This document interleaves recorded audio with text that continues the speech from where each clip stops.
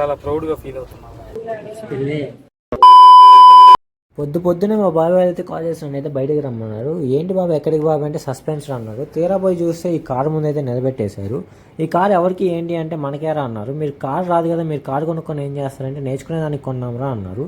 So ఇంకా ఆ కారుని ఎత్తుకొని పోయి రాజరాజేశ్వరం గుడి దగ్గర అయితే పెట్టేశాము. ఇంకా పంతులు వారు వచ్చి పూజ అయితే చేస్తున్నారు అనమాట కార్కి. ఈ గుడి ఏంటంటే వన్ ఆఫ్ ద ఫేమస్ అమ్మవారి టెంపుల్ ఇన్ ద నెల్లూరు అనమాట. సో ఇంకా దాహం వేస్తుందని విఆర్సీ సెంటర్కి వెళ్ళేసి బాదం పాలు అయితే తాగేసామన్నమాట. రాయేశ్వమా, ఇప్పుడు నేను యూట్యూబ్ స్టార్ట్ చేశాను కదా, నీకు ఎలా అనిపిస్తుందా? ఎలా అయిందా? ప్రౌడ్గా ఫీల్ అవుతున్నా. చాలా ప్రౌడ్గా ఫీల్ అవుతున్నాను. వినాయక చవితికి డెకరేషన్కి వస్తువులు కావాలంటే ఇంకా అలా ఒక షాప్కి వెళ్ళాం అనమాట. ఈ షాప్లో ఏంటంటే A to Z అన్నీ ఉన్నాయన్నమాట. ఇంకా ఆకలేసేస్తుంది అప్పటికే. ఇంకా కార్ డ్రైవ్ చేసుకుంటూ బసోటా హోటల్కి అయితే వెళ్ళిపోయాం. ఈ బసోటా హోటల్ ఏంటంటే నెల్లూరులోనే one of the famous hotel for non veg items. So ఇంకా మేము అక్కడ ఉన్న నాన్ వెజ్ ఐటమ్స్ అన్నీ ట్రై చేసేసాం. అప్పటికే మటన్ బిర్యానీ అయిపోయిందంట.